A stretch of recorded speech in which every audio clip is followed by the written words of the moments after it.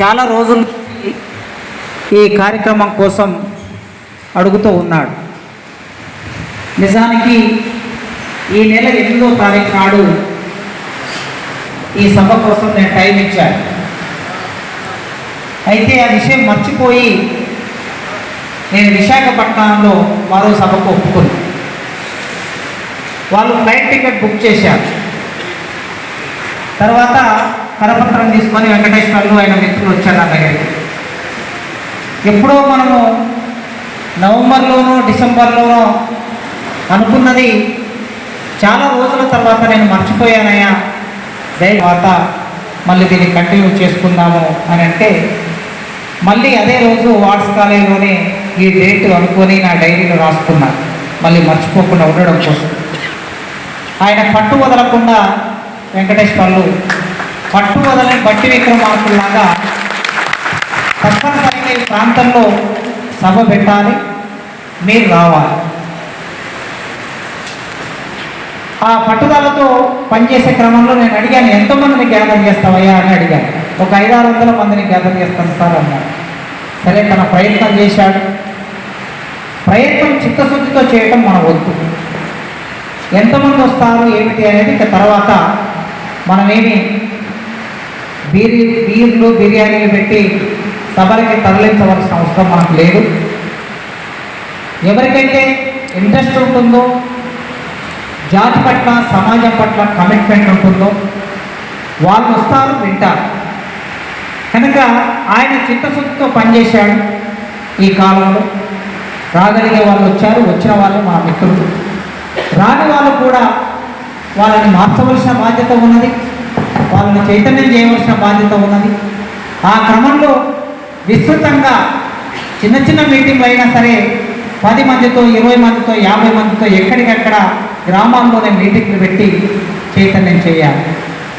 ఇప్పుడు అంజన్న చెప్పాడు, నా తర్వాత వరదభూషణ్ సార్తో చెప్తా, వాళ్ళందరూ మనందరికన్నా ముందే, ముఖ్యంగా నాకన్నా ముందే రామచంద్రయ్య గారు కూడా, భట్టు రామచంద్రయ్య గారు కూడా 30 ఏళ్ళ నుంచి 40 ఏళ్ళ నుంచి. మొన్న ఎవరో ఒక పెద్ద మనిషి నా దగ్గరికి వచ్చాడు. ఆయన చెప్తూ ఉన్నాడు నాగారం అంజన్న గురించి. 1980 నుంచి చెప్తూ ఉన్నాడు. నాకు తెలియదు అంత చరిత్ర. తెలంగాణ భువనగిరిలో తెలంగాణ డిక్లరేషన్ సభ జరిగినప్పుడు, భువనగిరి డిక్లరేషన్ సభ జరిగినప్పటి నుంచే అంజన్న నాకు తెలుసు. అంటే ఒక 20-25 ఏళ్ళుగా తెలుసు. అంతకన్నా ముందు ఇంకా ఒక 10 ఏళ్ళ ముందు నుంచి ఆయన కార్యక్రమంలో ఉన్నాడు. సరే, భట్టు రామచంద్రయ్య గారు ఈ ప్రాంతంలో మన కమ్యూనిటీకి సంబంధించిన ఉద్యమం జరిగినా, విప్లవ ఉద్యమాలు జరిగినా, ఏ సామాజిక ఉద్యమాలు జరిగినా అందులో వారు భాగంగా ఉంటారు. మీ అందరికీ తెలిసిందే పెద్ద మనిషి.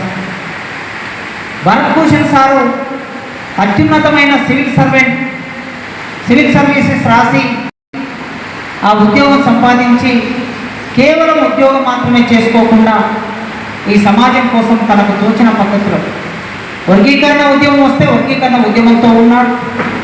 ఆయన ఆర్థికంగా అన్ని రకాలుగా వర్గీకరణ ఉద్యమం సపోర్టుగా నిలబడతాడు. ఎన్ని సమస్యలు వచ్చినా, ఎన్ని ఒడిదుడుకులు ఉద్యమంలో వచ్చినా, ఎగుడు దిగుళ్ళు వచ్చినా ఆ ఉద్యమాన్ని అడ్డుపెట్టుకొని వర్గీకరణ అయ్యే వరకు ఆయన పనిచేశారు. కేవలం ఉద్యమంతో పాటు ఇంత మాత్రమే కాకుండా మన పిల్లలు చదువుకుంటే వాళ్ళందరినీ ఐఏఎస్ చేయాలని, ఐపీఎస్ చేయాలని, గ్రూప్ 1 ఆఫీసర్లు చేయాలని ఆయనే స్వయంగా తన జీతం నుంచి వచ్చిన డబ్బుని ఖర్చు పెట్టి కోచింగ్లు ఇప్పించి, ఇంటర్వ్యూలు ట్రైనింగ్ ఇచ్చి ఢిల్లీకి ఇంటర్వ్యూల కోసం పంపిస్తూ ఉన్నారు. ఇప్పటికీ పంపిస్తున్నారు. వీళ్ళందరూ గత 30-40 ఏళ్ళుగా పనిచేస్తూ ఉన్నారు. వాళ్ళకు తోచిన పద్ధతిలో పనిచేస్తూ ఉన్నారు. అంతమంది పనిచేస్తే ఇదో ఇవాళ ఇంతమంది రాగలిగారు. వాళ్ళేమి ప్రారంభమే 1000 మందితో సభలు పెట్టి ఉండకపోవచ్చు. 10 మందిని కూర్చోబెట్టి మాట్లాడమే ఆ రోజుల్లో చాలా కష్టం. అట్లా 10 మంది 100 అయ్యారు, 100 1000 అయ్యారు, 1000 లక్ష అయ్యారు, 10 లక్షలు అయ్యారు. ఇవాళ ఈ చైతన్యం రావడానికి ఎంతో కొంత ఆ ముందు ప్రయత్నం అంతా ఉంది కనుకనే ఇవాళ మనం ఇక్కడ ఉన్నాం. అందుకే వెంకటేశ్వర్లు తన మిత్రులు కలిసి చేసిన ఈ ప్రయత్నం వలన ఇక్కడ ఒక 100 మంది రాగలిగారు. రాని వాళ్ళ దగ్గరికి మీరు వెళ్ళండి. వదిలిపెట్టొద్దు. మనం మళ్ళీ మళ్ళీ వెళ్ళాలి, వాళ్ళని సమీకరించాలి, మాట్లాడాలి, చైతన్యం చేయాలి. జ్ఞాన చైతన్య సభని పెట్టుకున్నారు కనుక ఆ జ్ఞానం నింపే వరకు మనం విశ్రమించకూడదు. ఒక్కటి దొరికినా సరే ఒక్కరితోనైనా మాట్లాడాలి. నేను చూడండి, మీకు 2 ఉదాహరణలు చెప్తాను, 2 వైరుధ్యమైన ఉదాహరణలు చెప్తాను. ఆ రెండింటి మధ్య ఘర్షణ ఉంటుంది. అట్లాంటి ఉదాహరణ 1925లో ఆర్ఎస్ఎస్ ఏర్పడింది. 1925 అంటే 100 ఏళ్ళు అయింది ఆర్ఎస్ఎస్ ఏర్పడి. 25లో ఆర్ఎస్ఎస్ ఏర్పడి పనిచేసుకుంటూ వాళ్ళు ఏమనుకున్నారంటే ఈ దేశాన్ని హిందూ రాజ్యంగా మార్చాలని బయలుదేరారు. హిందూ రాజ్యంగా మార్చాలంటే దేశం అధికారం మా చేతిలోకి రావాలి. అధికారం మా చేతిలోకి వస్తే చట్టం మారుతుంది, సిలబస్ మారుతుంది, టీవీలో సీరియళ్ళు మారుతాయి, సినిమాలు మారుతాయి. అంటే వాళ్ళు అనుకున్న హిందూ రాజ్యము అనే ఆలోచనకు అనుగుణంగా అన్నీ మార్చాలి. అన్నీ మార్చాలంటే ఎట్లా? అధికారం చేతులు ఉంటేనే మారుస్తారు, లేకపోతే సాధ్యం కాదు. అందుకే అధికారాన్ని సంపాదించడం కోసం 100 సంవత్సరాల ప్రయత్నం చేశారు. 2014లో ఈ దేశంలో సంపూర్ణ అధికారాన్ని వారి చేతుల్లోకి తీసుకున్నారు.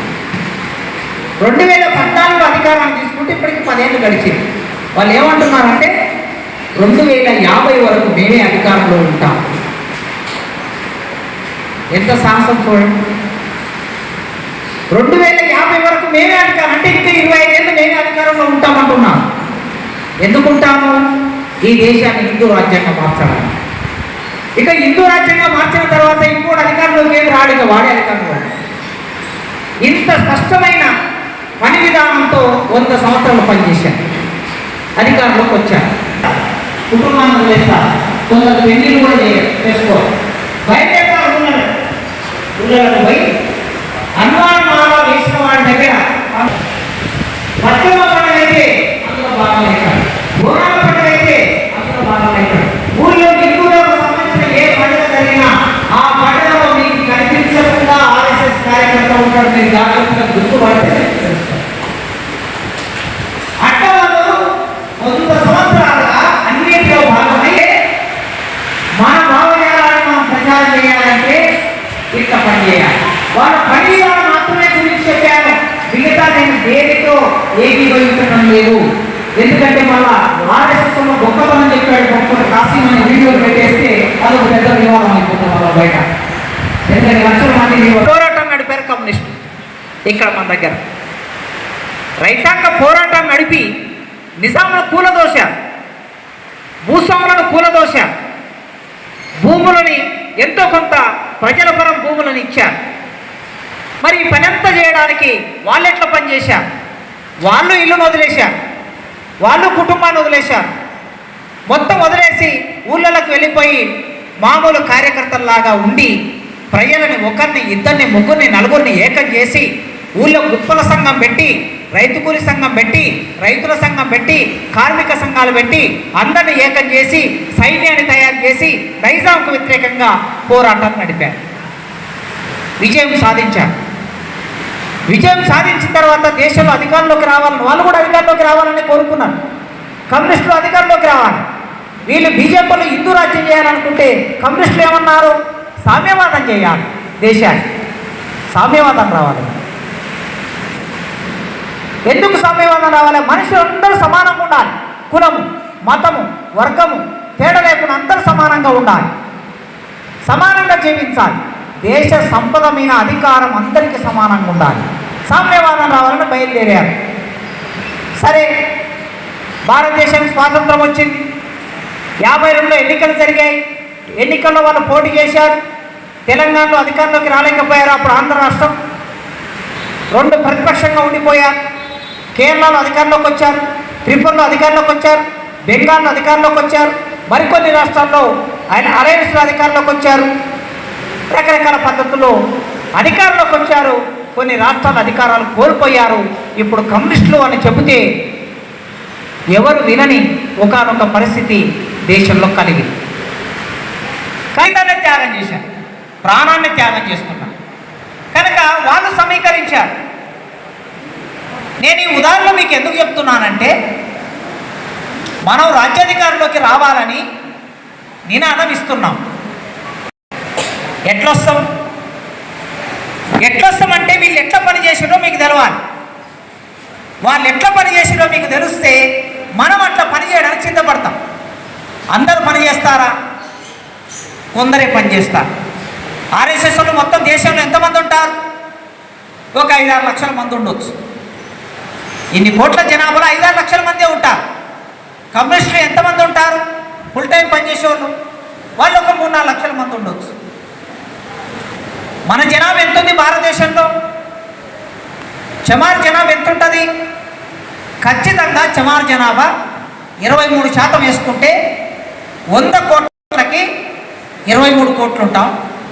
40 కోట్లకి మళ్ళీ అందులో మన పర్సంటేజ్ 23% వేసుకుంటే ఒక 7-8 కోట్లు. తక్కువలో తక్కువ 30 కోట్ల మంది ఉంటాం భారతదేశంలో చమార్ జనాభా. ఏం తక్కువ జనాభా కాదు, 30 కోట్ల జనాభా. ఏమనుకుంటే ఈ దేశంలో అది చేయొచ్చు, కానీ అనుకునే పరిస్థితి ఉందా? లేదు. ప్రధానమంత్రులు ఉంటే అందులో 12 మంది బ్రాహ్మణులు ఉన్నారు. బ్రాహ్మణుల జనాభా ఎంత? 2%. వాళ్ళ జనాభా 2%. 12 మంది ఉన్నారు. ఈ ఆంధ్రప్రదేశ్ ఉమ్మడి ఆంధ్రప్రదేశ్ రాష్ట్రాన్ని పరిపాలించిన వాళ్ళ జనాభా చూడండి, రెడ్ల జనాభా 7%. ఎంతమంది రెడ్లు పరిపాలించారు? కాపు బ్రహ్మానందరెడ్డి, చెన్నారెడ్డి, జనార్దన్ రెడ్డి, ఏదమల్లి జనార్దన్ రెడ్డి, కోట్ల విజయభాస్కర్ రెడ్డి, వైఎస్ రాజశేఖర రెడ్డి, కిరణ్ కుమార్ రెడ్డి, రేవంత్ రెడ్డి. వాళ్ళ జనాభా ఎంత? వాళ్ళ సంఖ్య చూడండి.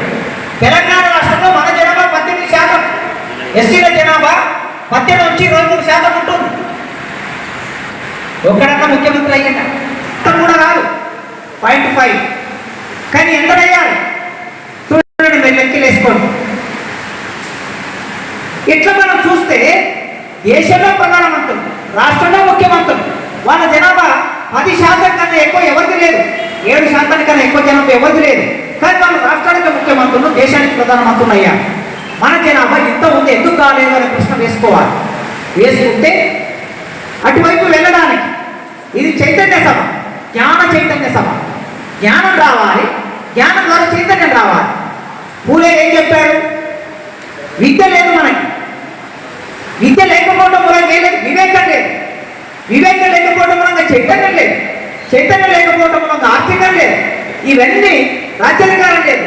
ఇవన్నీ లేకపోవడానికి కారణం ఏమిటంటే విద్య లేకపోవటము అన్నాడు. ఎప్పుడన్నాడైనా? 200 సంవత్సరాల కింద. 1820 పుట్టాడు ఆయన. 1845 స్కూల్ పెట్టాడు. 48 స్కూల్ పెట్టి గులాంగిరి అనే పుస్తకం రాసి ఆయన దాదాపు 200 సంవత్సరాల కిందట ఈ మాట చెప్పాడు. విద్య లేకపోవటమే చైతన్యం లేకపోవడానికి కారణం, విద్య లేకపోవటమే వివేకం లేకపోవడానికి కారణం, విద్య లేకపోవటమే అధికారంలోకి రాకపోవడానికి కారణం.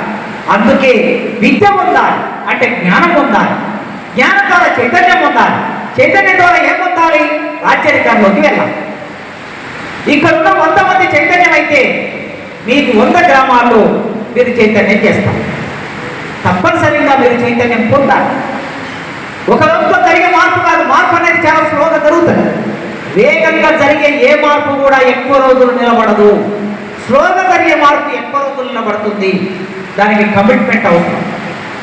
జీవితాన్ని త్యాగం చేసే కమిట్మెంట్, ఉద్యోగాన్ని త్యాగం చేసే కమిట్మెంట్, సమయాన్ని త్యాగం చేసే కమిట్మెంట్, డబ్బును త్యాగం చేసే కమిట్మెంట్ ఉండాలి. లేకపోతే ఏది కాదు. మనం ఏమి త్యాగం చేయాల్సిన అవసరం లేదని మన ఇంట్లో మనం ఉంటే మనకు చైతన్యం రాదు. అందుకే 30 ఏళ్ల పాటు ఒక లక్ష్యాన్ని పెట్టుకొని ఉద్యమం చేశాం. ఇప్పుడు అన్న చెప్పాడు కదా, చెప్పులు కొట్టి బతికేటటువంటి మనం చైతన్యం అయ్యాం. ఒక కాలం ఎన్నడూ ఉద్యమాలు పోరాటాలు అంటే పెద్దగా తెలియని మనం ఒక 10 లక్షల మంది హైదరాబాద్ నగరాన్ని దిగ్బంధనం చేశారు. 1996లో 10 లక్షల మంది హైదరాబాద్ నగరాన్ని దిగ్బంధనం చేశారు. ఎవరు? సింగిల్ మాదిలే. ఒక లక్ష్యం కోసం. ఆ లక్ష్యాన్ని చేరుకోవడానికి, ఆ దిగ్బంధం చేయడానికి మందకృష్ణన్న అనే ఒక నాయకుడు మనకు నాయకత్వం వహించాడు. ఆయన జీవితాన్ని త్యాగం చేశాడు. ఉట్టి అయ్యేది కాదు, తన జీవితాన్ని త్యాగం చేశాడు, తన సమయాన్ని త్యాగం చేశాడు, తన కుటుంబాన్ని త్యాగం చేశాడు. త్యాగం చేశాడు కనుక 30 ఏళ్ల కాలం ఉద్యమం నడిచింది, లేకపోతే ఉద్యమం నడిచేది కాదు. మనది న్యాయమైన డిమాండ్. ఈ పోరాటం వలన ఈ ప్రపంచానికి ఏం చెప్పాం మనం? మాదిగలు న్యాయమైన మనుషులు. నాకు తెలిసి మాదిగలు అన్యాయం చేశారని ఈ సమాజంలో ఎవరు అనరు. ఎందుకంటే మొదటి నుంచి మనం సమాజానికి అన్ని ఇచ్చి బతికాం తప్ప ఎవడు మనకి వృధాగా ఉట్టిగా మన చేతుల్లో ఎవడు ఏమి ఇయ్యలే. లండన్లో తోలు నానబెట్టి చెప్పులు కుట్టించాం. మనం సేవ చేశాం సమాజాన్ని. చచ్చిన పశువు మన ఇంటి ముందర ఉంటే ఆ పశువు నుంచి దుర్గంధం వస్తే ఆ పశువును తీసుకెళ్లి ఊరి బయట పడేసినాం. ఊరును శుభ్రంగా ఉంచినాం మనం. ఊరంతా రోగాలు వచ్చి చచ్చిపోతారేమని చెప్పి ఆ ఊరిలో ఉన్న అన్ని కులాలకి రోగాలు రాకుండా చచ్చిన పశువులను తీసుకెళ్లి ఊరికి దూరం చేశాం. అంటే ఊరికి సేవ చేశాం. మనం కాలికి ముళ్ళు గుచ్చకుండా చెప్పులు కుట్టించాం. మనం చెప్పులు కుట్టిస్తే వాటిని గింజలు పెట్టుండొచ్చు. మన ఊరిని శుభ్రం చేస్తే వాడికి అన్నం పెట్టిండొచ్చు. మనం పని చేస్తేనే వాళ్ళు మనకి ఇచ్చారు.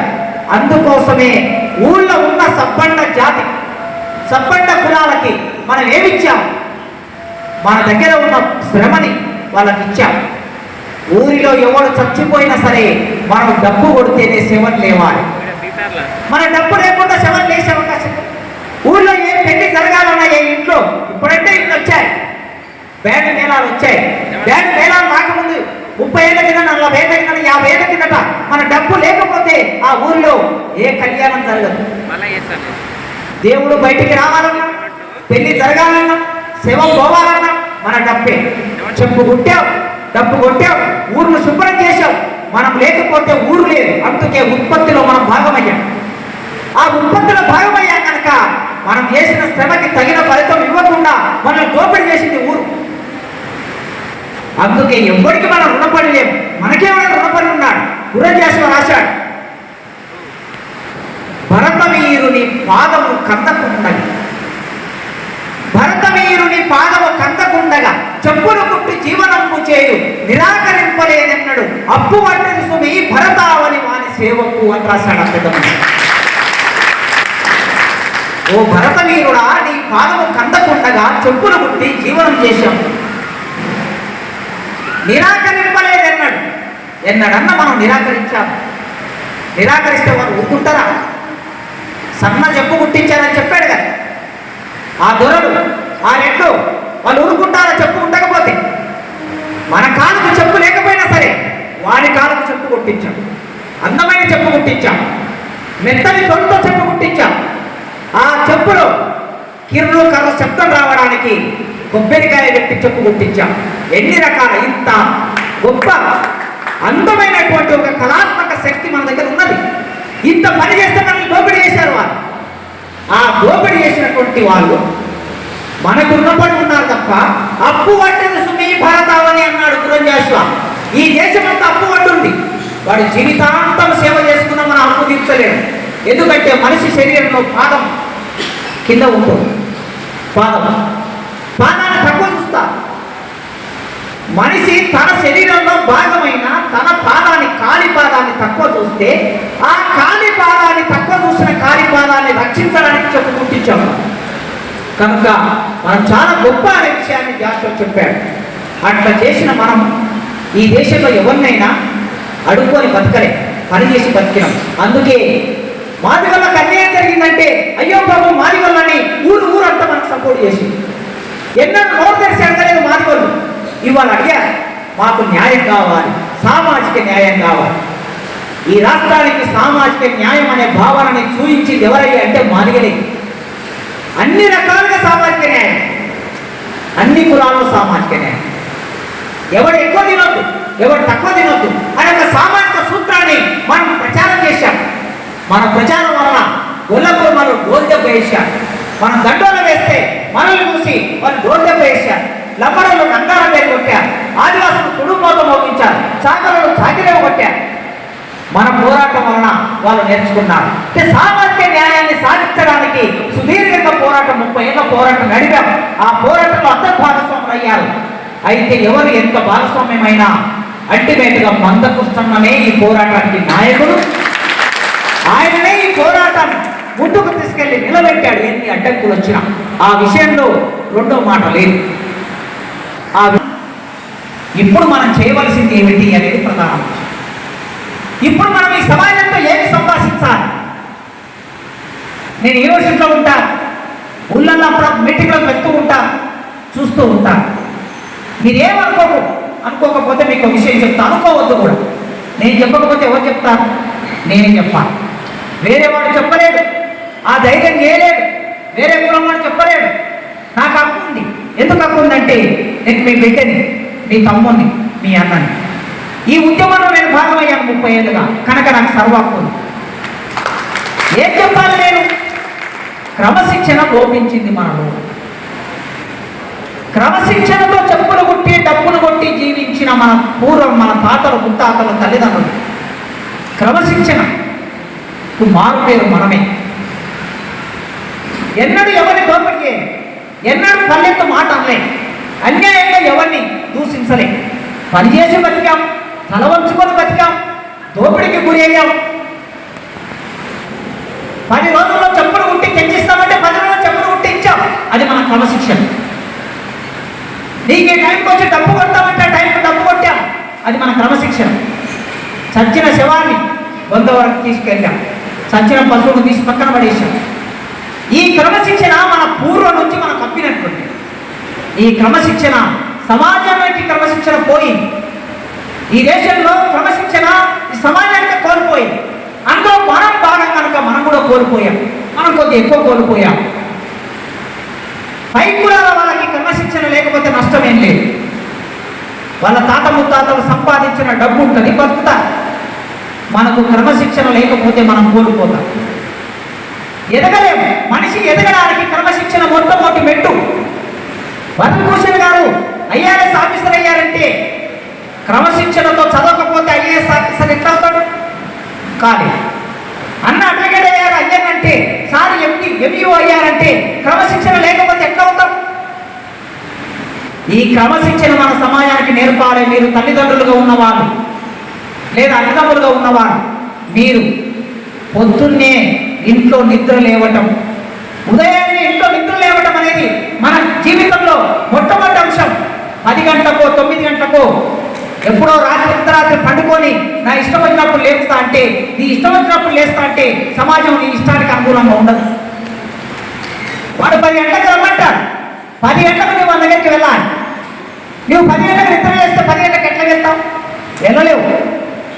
10 గంటలకి మనం చేయగలిగిన పని అక్కడికి వెళ్ళాలంటే ముందు 4 గంటలో 6 గంటలో 5 గంటలో ముందు నిద్ర లేవాలి.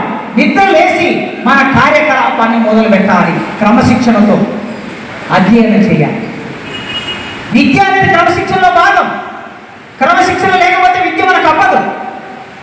ఇవాళ సమాజంతో మనం పోటీ పడాలని చెప్తున్నారా? ఏది మన దగ్గరికి రావు. భరతభూషణ్ సార్ చదువుకున్న రోజుల్లో మాదిగ కులం నుంచి ఏ 10 మందో ఏ 20 మందో మొత్తం రాష్ట్రంలో ఉండేవారు కావచ్చు.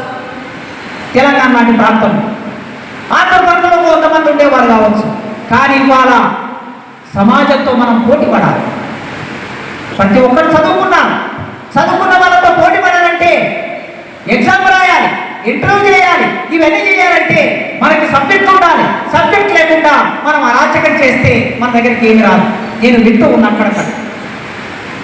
అప్పో ఎవరి దగ్గరికన్నా వెళ్ళొచ్చు, కానీ మాదిగోళ్ళ దగ్గరికి వెళ్ళకుండాయా, మాదిగోళ్ళ దగ్గరికి వెళ్ళకుండాయా అనే మాట వచ్చింది.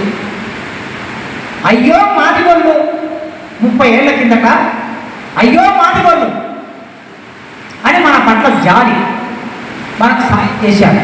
ఇప్పుడు 1927లో 25లో ఇంగ్లాండ్ నుంచి ఇక్కడికి వచ్చి 6 కోట్ల మంది ఆనాడు అంటరాని ప్రజలు, 6 కోట్ల మంది ప్రజల జీవితాల్లో నేను మార్పు తీసుకురావా అని మొదలైంది. ఆనాడు మార్పు వస్తుందని అనుకున్నాడా? కాదు. నేను నిదానంగా పని చేసుకుంటూ పోతే ఎప్పుడో ఒకసారి నా జాతి ప్రజలు పోరాటం చేస్తారు, అధికారాన్ని సాధించుకుంటారు అనుకున్నాడు. ఆయన మెల్లగా పోరాటం చేసుకుంటూ 100 ఏళ్ల కింద మొదలుపెట్టిన పోరాటాన్ని మనం తర్వాతి కాలంలో ఆ ఫలాలు ఇవాళ అనుభవిస్తున్నాం, ఇవాళ మాట్లాడుతున్నాం, రాస్తున్నాం, నాయకత్వం వహిస్తున్నాం, పోరాటం చేయగలుగుతున్నాం, సమీకరించగలుగుతున్నాం. అయితే మన మధ్యన ఐకమత్యం ఒకటి లోపించింది. సహజంగా కింది కులాల్లో ఐకమత్యం తక్కువగా ఉంటుంది. ఒకడు పైకి పోతుంటే ఒకడు కాలు పట్టి గుంజుతూ ఉంటాడు, ఒకడు ఎదుగుతూ ఉంటే వాని మీద విమర్శలు వీడే చేస్తాడు. ఈ మాదిగోళ్లను 10 సంఘాలు పెట్టి చీల్చొచ్చు అని వాడు అనుకున్నప్పుడు మనల్ని ఎవరు లెక్క చేయాలి. ఈ మాదిగోళ్లను మనం చీల్చలేం, వీళ్ళు ఐకమత్యంతో ఉన్నారు అనుకున్నప్పుడు వాడు మన దగ్గరికి వస్తాడు. అట్లా మన దగ్గరికి వచ్చేటట్లు మీరు ఆలోచించండి, చైతన్యం చేయండి, సమీకరించండి.